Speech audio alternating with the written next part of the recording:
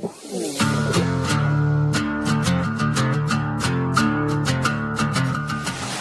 were times I was looking at myself in the mirror going, dude, why are you putting on khakis? Where Johnny Hawley, who was blown up and killed, who had 2 children, I lived in a reality for about, I think, 15 years that it should have been me. Your source of strength has never been you. It has always been from somewhere else. It's just my belief that mine is from God. And I choose to rely on God. And I'm far from perfect. I screw up all the time. But my life is at peace. I have found a point past the storm where I am at peace. When things got really bad, which they will, we all are going to have times in our life where we just can't handle some things. To know that reaching out for help is an option. It's the same as going to the doctor when you can't get over the common cold and it's turned into something crazy. Yep. Or sinus infection. You got to go to a doctor and get medicine. It's the same with your mental health.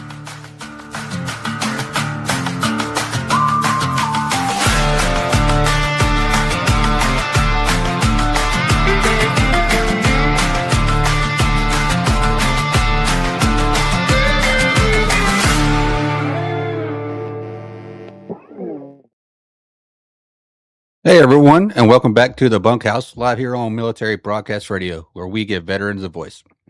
I'm John, and tonight I want to talk to you about something that I don't think really gets talked about enough in the veteran mental health space.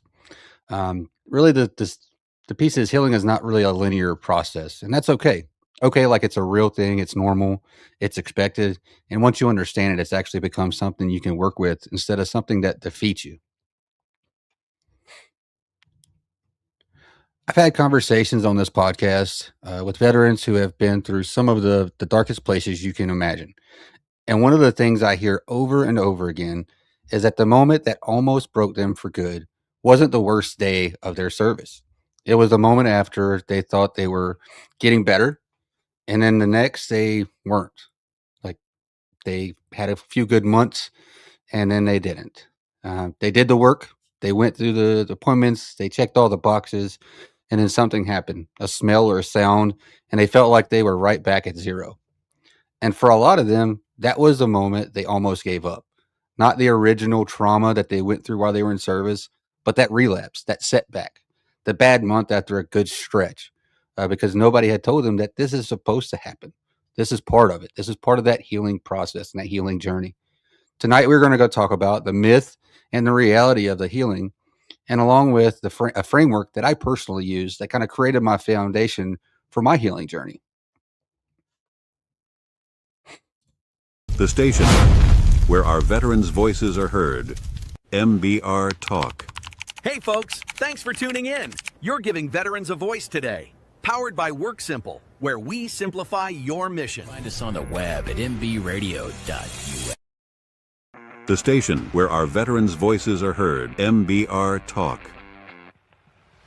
Hey, thanks for tuning in. Welcome, Quack. Program are those of the speakers and do not necessarily reflect the views or positions of any entities they represent. The web at mbradio.us.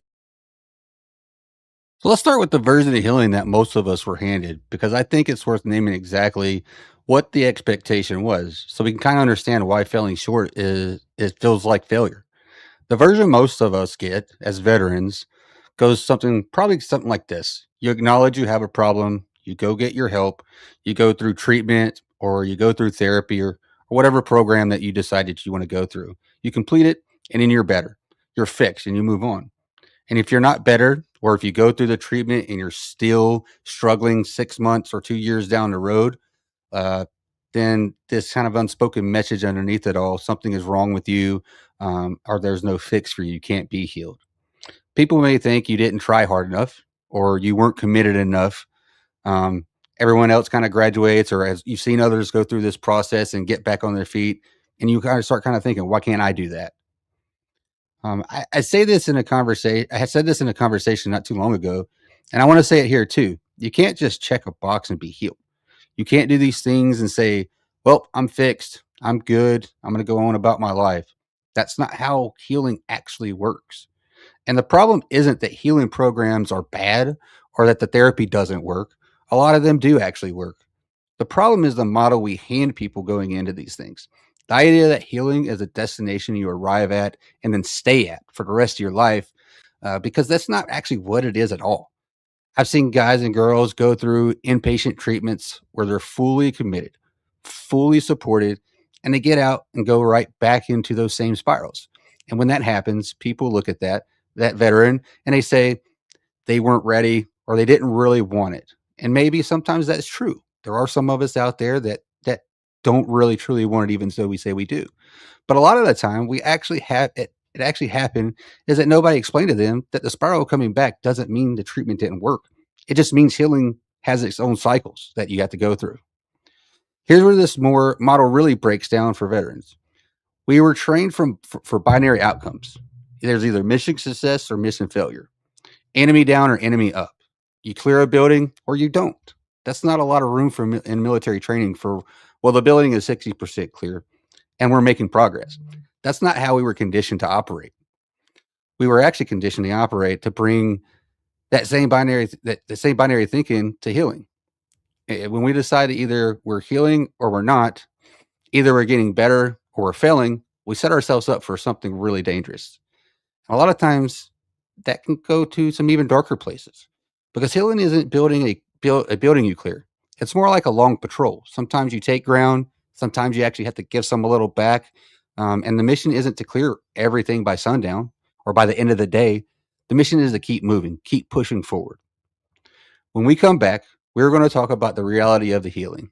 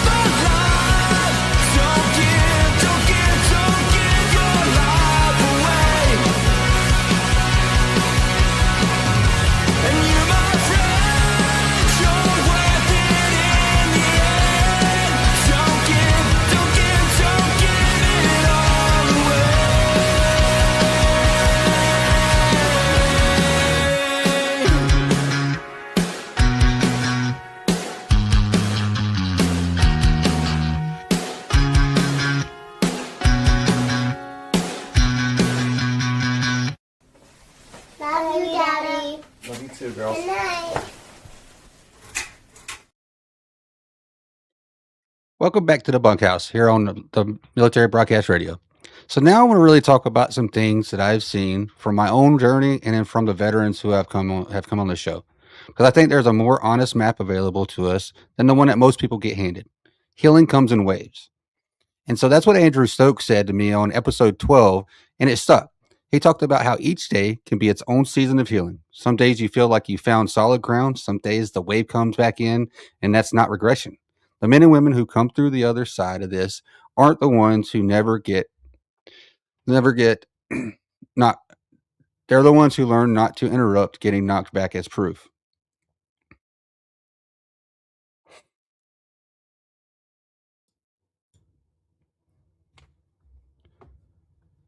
And they get as proof they were unfixable. It looks like a good 6 months followed by a really hard week, not because you did something wrong, but sometimes the nervous system just resurfaces something. Sometimes it's a season of the year. Sometimes it's a sound or smell that bypasses your brain entirely. It looks like going back to a coping mechanism you thought you were done with, a drink you said you weren't going to have anymore, isolation when you'd been showing up, or anger you thought you processed coming back sideways. It looks good. It looks good days that feel almost suspicious. Some veterans have told me the good stretches are almost harder than the bad ones because they're waiting for the other shoe to drop. That hypervigilance doesn't turn off just because circumstances improve. It looks like making real progress that nobody can see because so much of this healing work happens internally. You're learning to recognize your triggers before they take you over. You're building the ability to self-assess honestly. Those aren't milestones anyone's going to throw a parade for, but they're real. Now I want you to talk about something that doesn't get said enough in these spaces. Because when I say healing is nonlinear, I don't want that to become an excuse to stop trying, because this is very important. Nonlinear doesn't mean it's directionless. The wave comes back in, yes, but if you're doing the work, you get a little more ground back each time that you get and give it up. The trajectory over time bends towards healing, but you have to be in the process. One of my guests, and has become a real good friend, says sometimes I think about it a lot. He said that that peace is a destination, not the final destination. It's the destination you keep moving towards. You keep moving towards and keep arriving at and keep drifting from and keep returning to. And somewhere in that journey, you stop being terrified of the departure. You can find your way back. Because I think the biggest thing about that is knowing that healing isn't the final destination after a treatment, isn't what you're looking for after you go through some therapy sessions.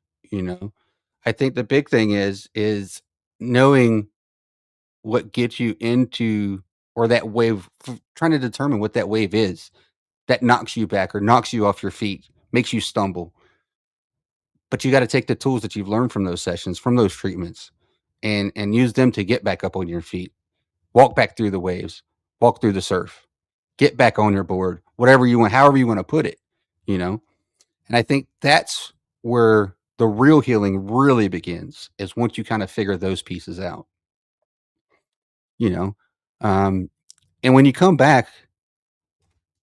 So I think one of the biggest things with the healing also is being able to go back and seeing and understanding what those things are that you did before you started building that foundation, right? Like I mentioned, whether that be having maybe a few too many drinks, sitting in your bedroom or in your office space or wherever by yourself, watching TV, not really wanting to be with anybody, not calling anybody, not texting anybody, not answering maybe a text that maybe they sent you.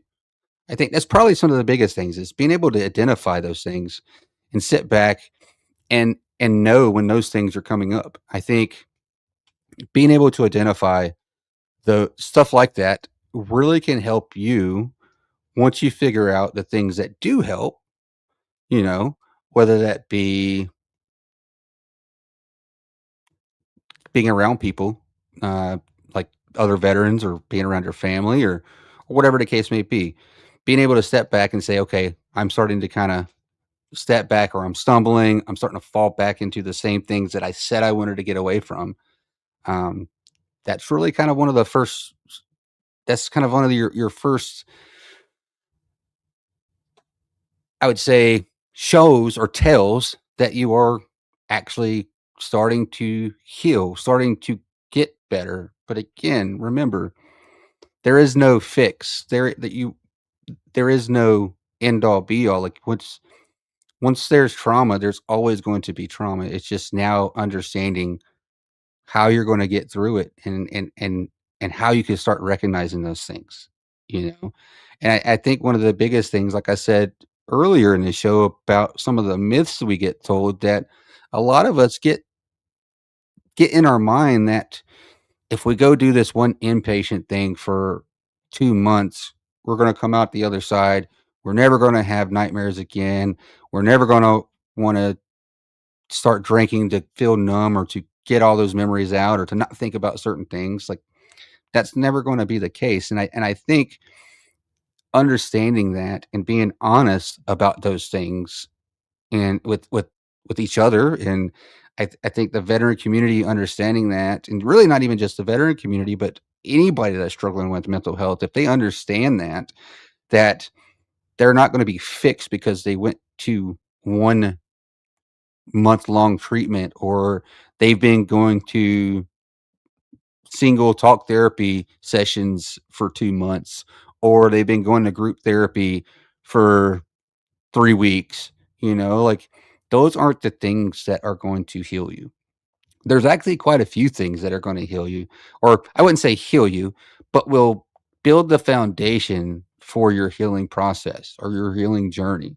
Because again, I, and to kind of let everybody know, I'm not a medical professional. I'm not a therapist by any term, by any definition of the sense.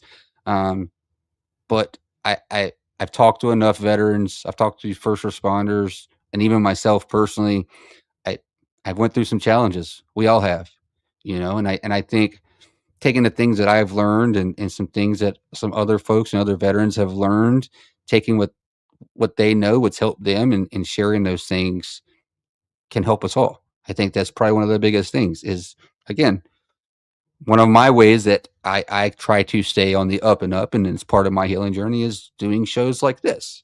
I think finding that purpose for me was giving back to the veteran community, sharing things that I've learned, sharing the stories of other veterans and things that they've been through, how they've recovered and they've started on their healing journey, or maybe they're a little bit longer in the journey themselves than some others, and that's fine.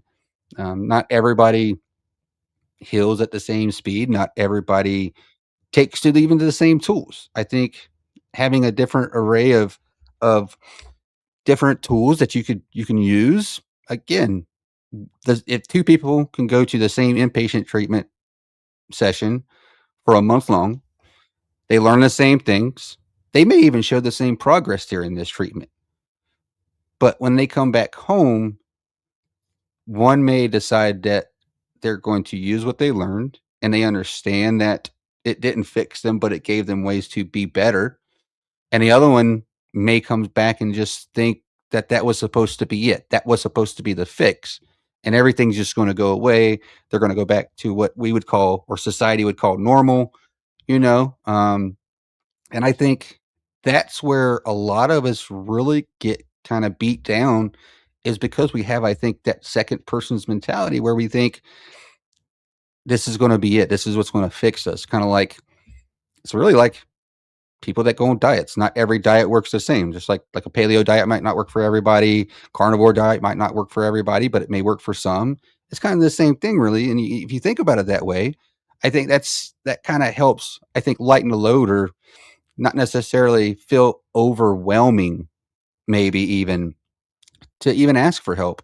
Or maybe there's some veterans out there that they're a really good buddy, a really close friend who's probably also a veteran, went and did some of these things, and when they came back, they saw that it didn't help them because they just fell back into that same spiral, doing the same things they did before they went, and they're like, well, if it's not going to help them, it's not going to help me.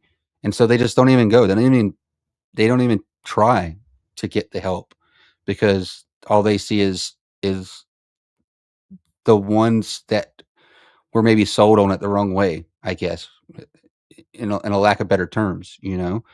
And so I think that's part of this episode is getting that type of kind of sentiment out is it's there's no one-stop shop for healing. There's no one thing that's going to fix you or take the thoughts or the nightmares away. There's not. It's a collective. You just got to keep working at it.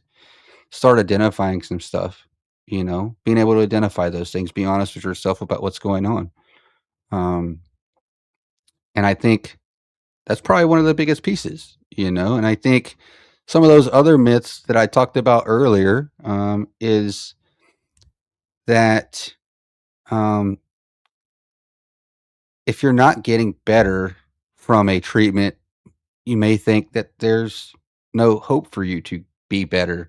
And that's not actually true at all either, because maybe the treatment that you chose, again, whether it be individual, like talk therapy or talk counseling sessions, maybe that's not the right method or right method for you to get support or get help. I've had my fair share of therapy sessions, and me personally, I I don't believe they work really well because again, I didn't feel like we talked about the right things. And maybe we did, and maybe it was just my mentality going into it. And again, maybe I know I'm guilty of having that kind of thought process too, to where we think that we're going to do this one thing and we're going to be okay once we're done with it. Once we meet the quota, so to speak, they say, hey, you have a 12-week set. You have 12 sessions. We're going to go weekly or biweekly, whatever. And at the end of that 12 weeks, you think you're going to be fixed, and you get done, and you don't feel any better than you did when you started. You know, and that's okay. That's an okay feeling to have. And I want everybody out there listening, I want you guys to know that. I want you to know that it's okay. If you don't feel like you've been helped in one method, don't stop there. Let that drive you to find some way else to get help or to get support, you know? Cause yeah, I went through counseling and the individual counseling sessions. And again, I really didn't feel like it helped me that much. And I think doing more group conversations helped me out a lot more than anything else. And because you get to hear different perspectives, you get to hear different things that other veterans are doing. It's not just the counselor saying, what do you want to talk about today? Well, how do you feel today? What's happened since the last time we talked? You know, and it's like most of us don't open up very well in situations like that. I know I didn't. I've gotten better about it myself, but again, that's stuff that I had to work through and work on myself to talk about and talk how I share information or share different things about myself. But I really do think like having the mentality and knowing that the one method is just that's all it is a method. It's just like a medication. You don't just you keep well, a lot of us don't take just one medication for stuff. We take multiple because again, you have to do different things to get a better outcome, honestly. You know, and I use and maybe this might sound a little selfish and I think maybe even rightfully so because it's part of my healing journey and that's something we'll talk about a little bit too about kind of the selflessness and being or the selfishness and what that really means when it comes to healing. And it's okay to be selfish sometimes when it comes to your healing journey.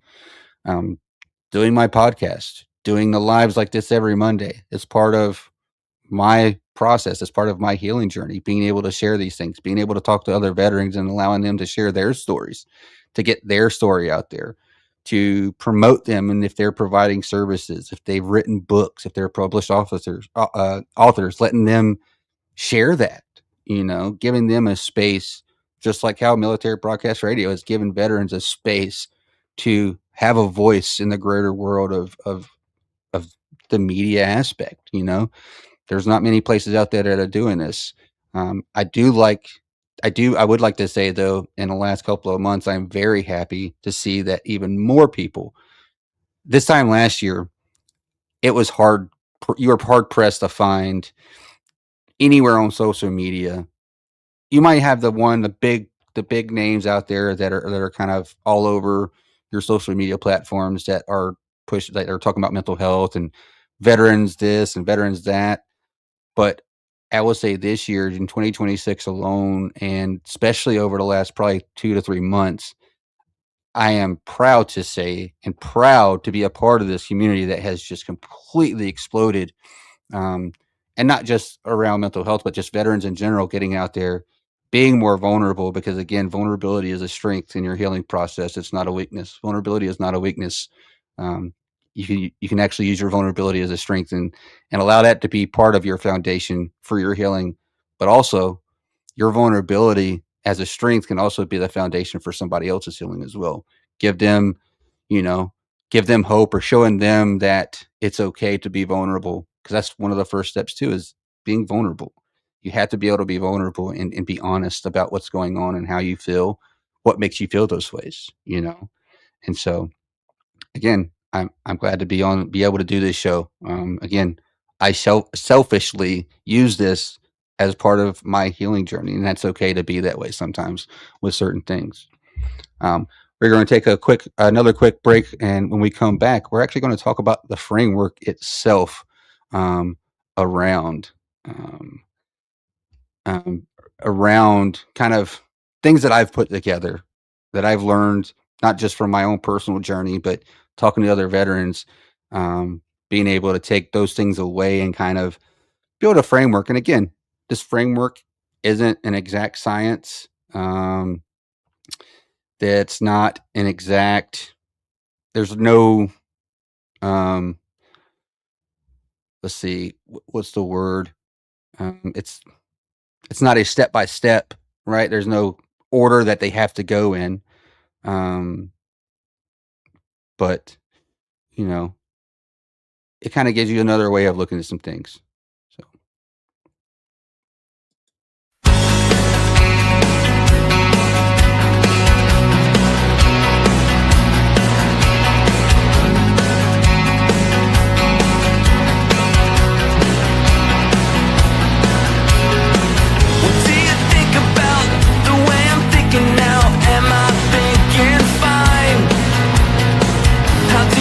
About the way I'm feeling, 'cause I'm not sure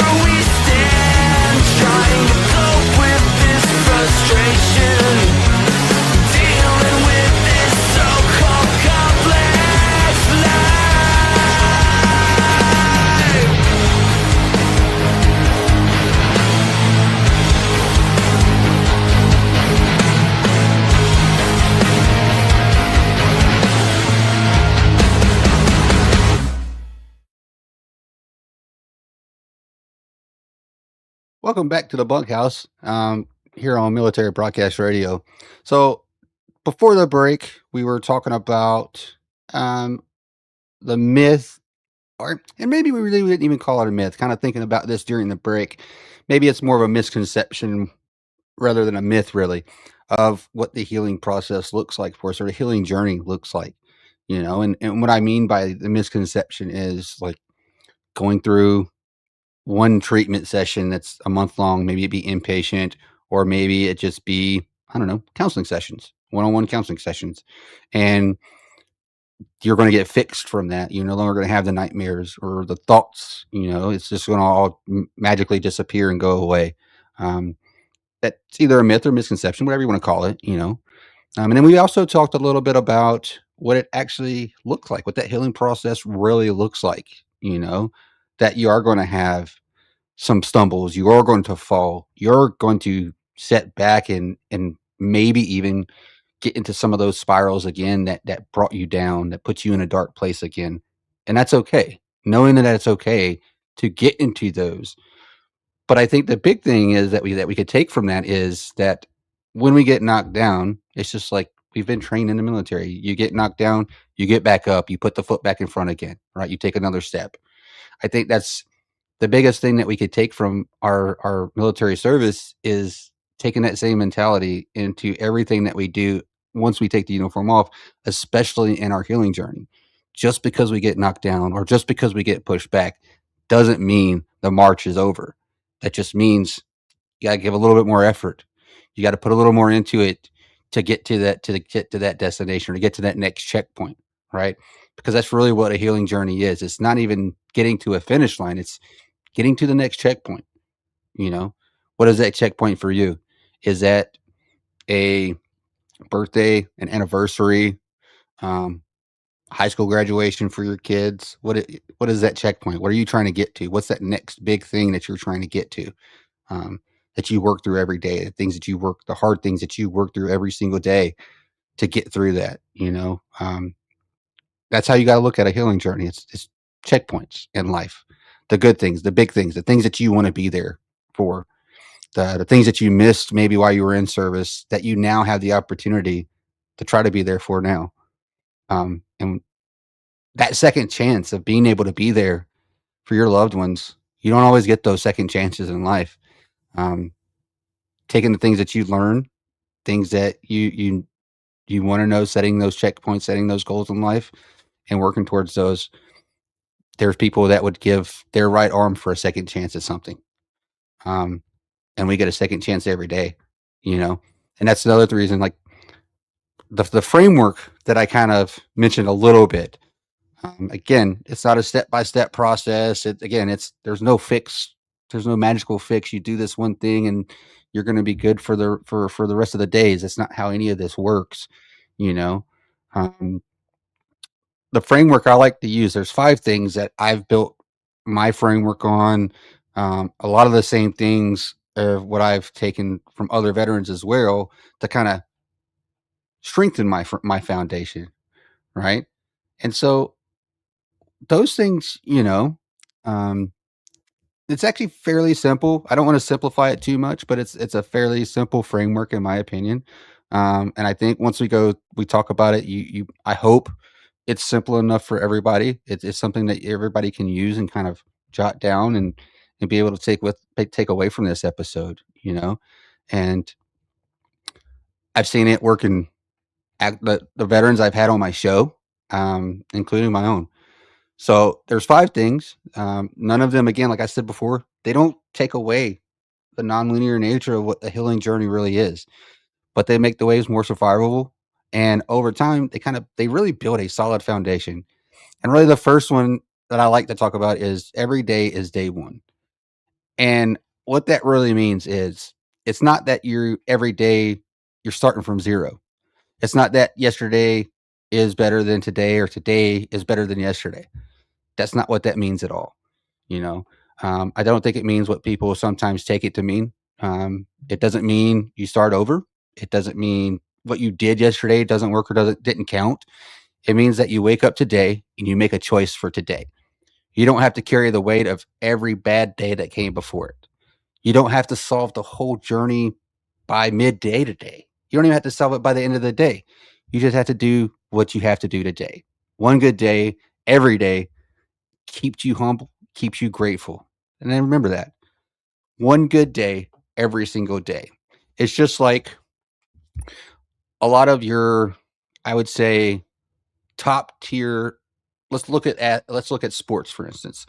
A lot of your championship or top contending teams across all sports, regardless of the sport, especially once they make it to, let's say, the playoffs, right? A lot of times you'll hear them, they get, especially if it's like a single elimination. Let's look at the most recent, the Stanley Cup playoffs, right? They get through, it could go to game 7, but when they start a new series, guess what? They're still 0-0. When they win their first game of that series, they're 1-0. So same thing. Every day is a new day. It doesn't discredit or like outweigh what you've done in the regular season to get to the playoffs. But it's a new set of win losses in the column, right? Every day is just like that. What happened yesterday? Well, sure, you could think about those things. It's not bad to reflect on the things that have happened the day before, but there's no reason to fester on them, to let them fester, to let them drive how you're going to do things for today, because the things that you did yesterday or the situations you were in yesterday may not be the same when you get into the day. They don't have to look like yesterday, and that's fine. The reset is real, and it's available to you every single morning. Get up every day, and start the day like it's a brand new day, because it is. And the best way to do that is be thankful that you woke up that day, right? Because not everybody gets that opportunity. Not everybody gets the opportunity to have a tomorrow, right? Not everybody has the opportunity to have a next week. So being grateful for the little things, the little wins, whether it be I didn't get, when you're doing your reflection, you could say, well, I had some of the same kind of conversations, or my kids asked me to do this one thing, the same thing that they've asked me for the past 3 weeks, but today I didn't get as upset, right? I actually said, yeah, let's go do those things instead, right? Instead of making up excuses on why I couldn't or I didn't have time to do those things, right? That's one little win.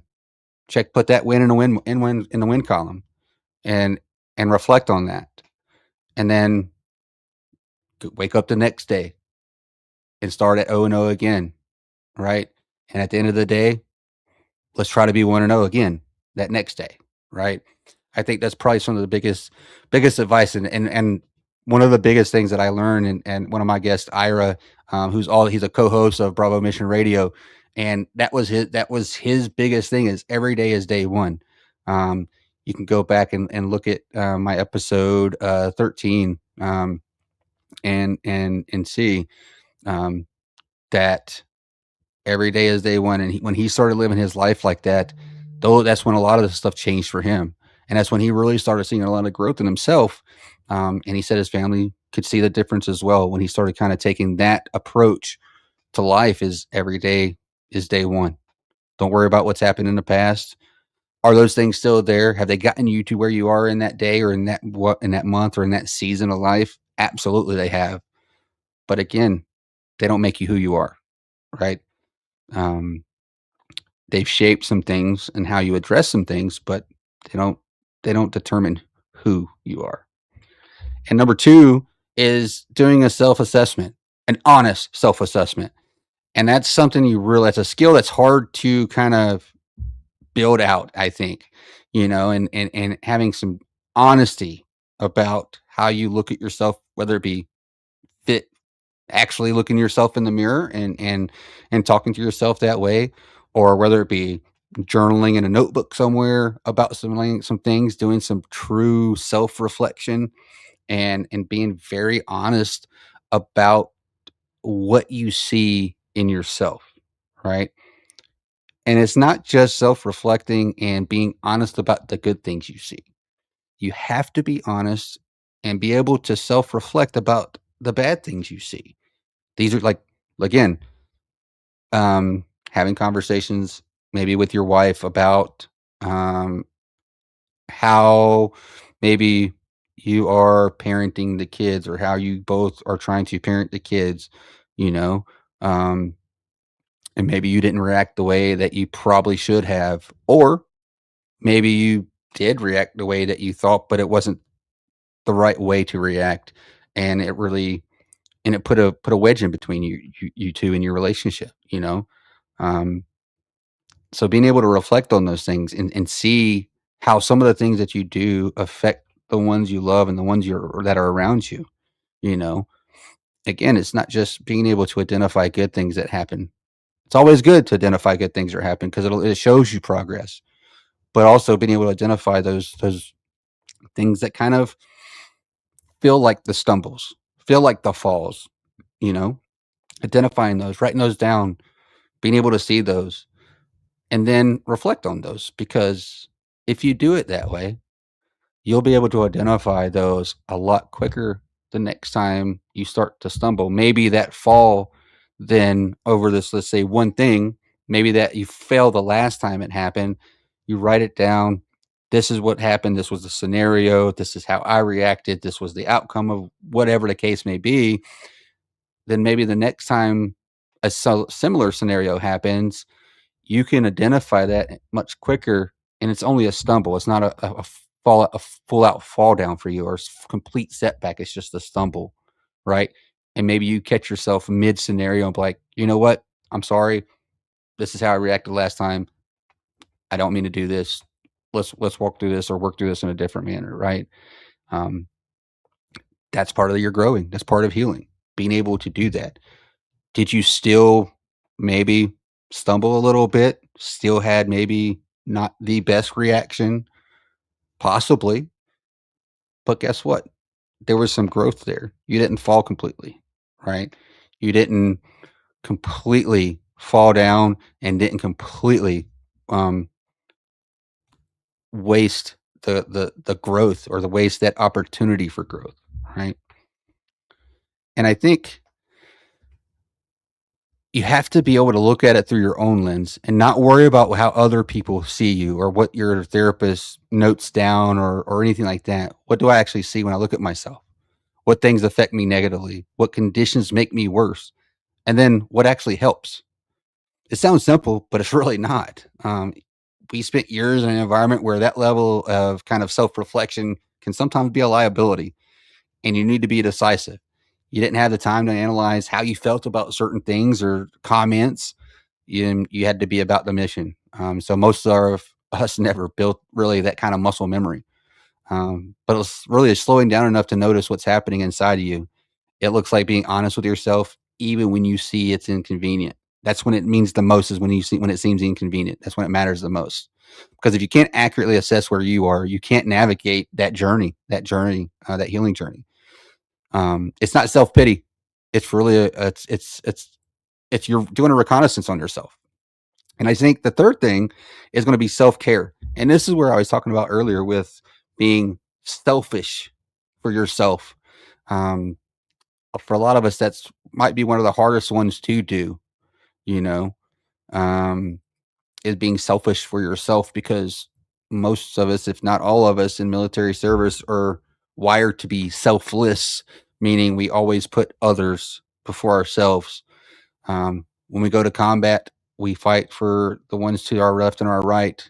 We will make sure that the ones that are um, in our charge are taken care of, that they're safe, that they come home safe. Um, and we do that at the expense of ourselves a lot of times, right?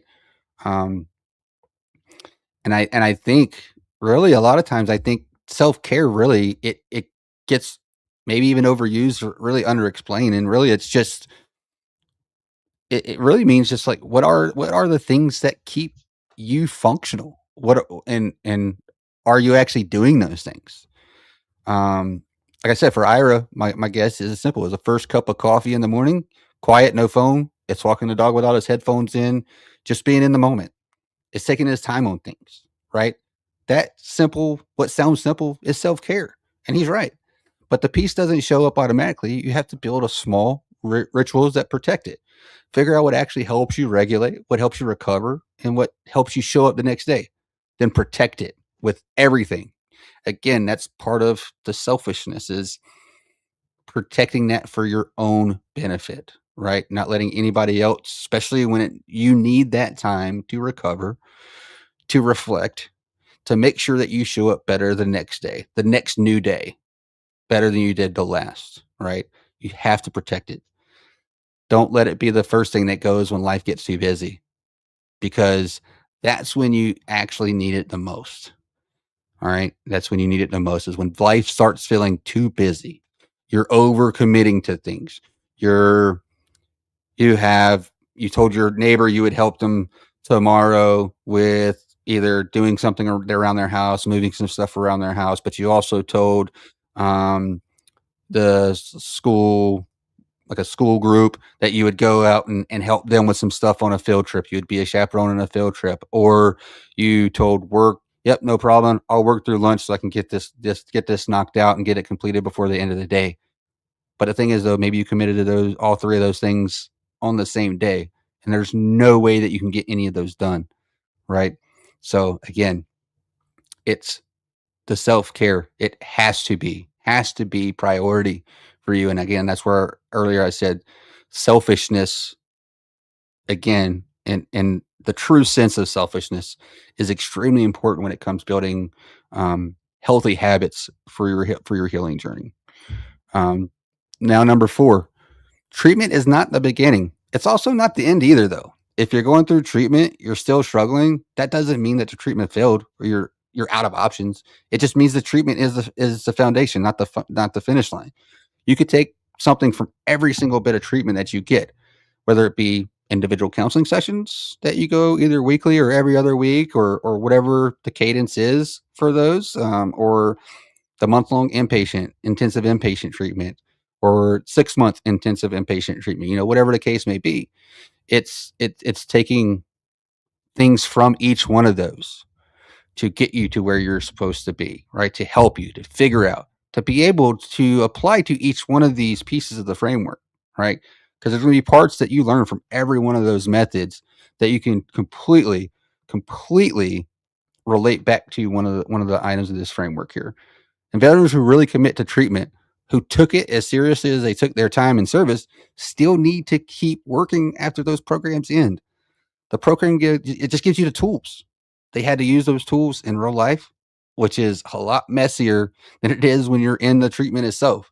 And that's the reason sometimes you feel like it's a failure, because it's not controlled. You don't have control of the outcomes a lot of times like you do when you're in those sessions.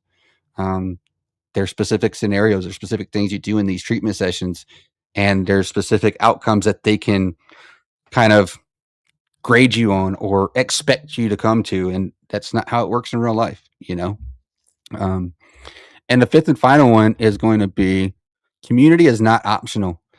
Find where your community is at, whether that be getting into social media, within the veteran community, sharing your story out there, finding friends or brothers and sisters in arms around you, close to you, in your local community, at church, or at your local cheer gym that maybe your kids go to. Finding good friends that you meet there that are veterans. Maybe some of them are even still active duty, depending on where you live at. But don't isolate, because that's one of the worst things you do. Building community around you. Getting locked into some veteran networks online, making really good friends. I've made a lot of good friends over a short period of time this year. Over the last probably 4 or 5 months, I've made some really, really good friends that we stay in contact on a regular basis. I've never met them in person. I've only met them on my podcast or on their podcast, but guess what? We stay in contact. At least once a week, we try to message each other and see how each other is doing, make sure they're still doing good, make sure they don't need any help with anything. I think building that is key in part of the growth as well, getting that community back, because again, being in service, regardless of what branch of service you in, that your brothers and sisters to your left and your right are the ones that mattered the most. And why can't it be that way too on the other side of the uniform once you take it off? So again, I think that's really, like, those are the big things, right? So kind of recapping a little bit, is every day is day one. Reset every day. Reflect every day. Make sure tomorrow's better than today. But guess what? If it's not, that's fine too, right? You're always going to stumble. You're going to fall, but it's how you push through that stumble and get back up from that fall. Do some honest self-assessment and self-reflection. Find out what works, find out what doesn't, find out what triggers you, and be honest with yourself about what those things are. Be selfish for yourself when it comes to self-care, and make it a priority over everything else, because you have to. Because if you can't prioritize what you need for yourself to be better every day, then you can't truly help somebody else or even help the ones around you that you love the most. And then number 4, treatment is not the beginning, but it's also not the end. Treatment is just a checkpoint, gives you tools, right? It's just a resupply, right? Really is all it is. It's just a resupply. It gives you the tools you need to keep on moving on down the road to the next checkpoint. And community is not optional. Don't isolate. Get out there. Get back out there with your fellow veterans and make it work. Like that's the best thing I could tell you is get out there. Don't shy away. Share your story. Listen to somebody else, because even just you listening to somebody else might just be what they needed. But it also could be what you need as well, because they may say something that really resonates with you. Maybe they had a treatment or something that really worked for them that you didn't even think about, or vice versa. Maybe you did something that they didn't think about, right? So again, get out there, be back in the community of the veterans. And when we come back, we'll go ahead and close this out.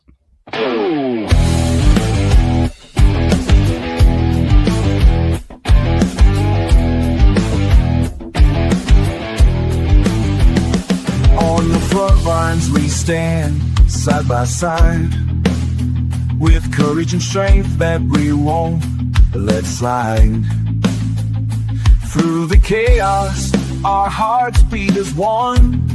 Each brother's a soldier, into battle we run. When the shots ring out, we won't back down. In the silence of loss, we'll wear our crown. We are soldiers, brothers in arms. Through fire and fury, we weather the storms. In unity, forged through the blood that we've shed. Together we stand, living for the dead.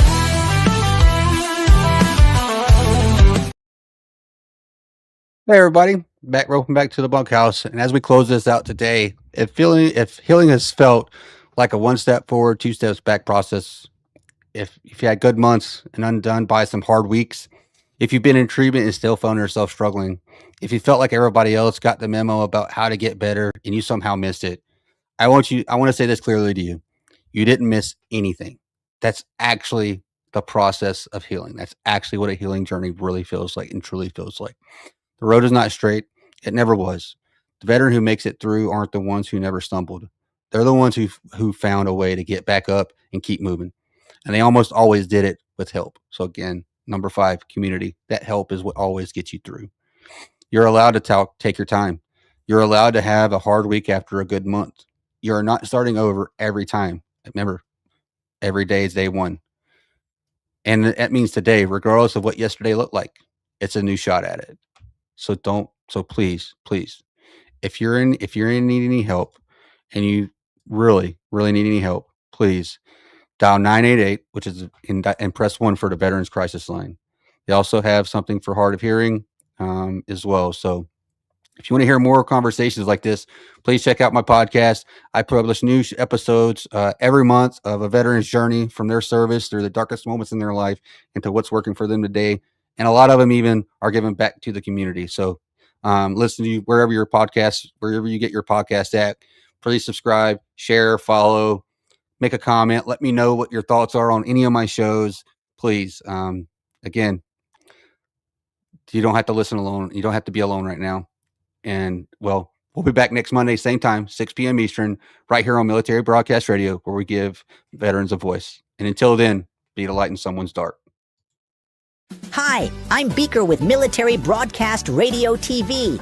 We're your virtual MWR, bringing veterans radio, podcasts, gaming, animation, 3D printing, and a community that never leaves you behind. Download our Roku or mobile app today.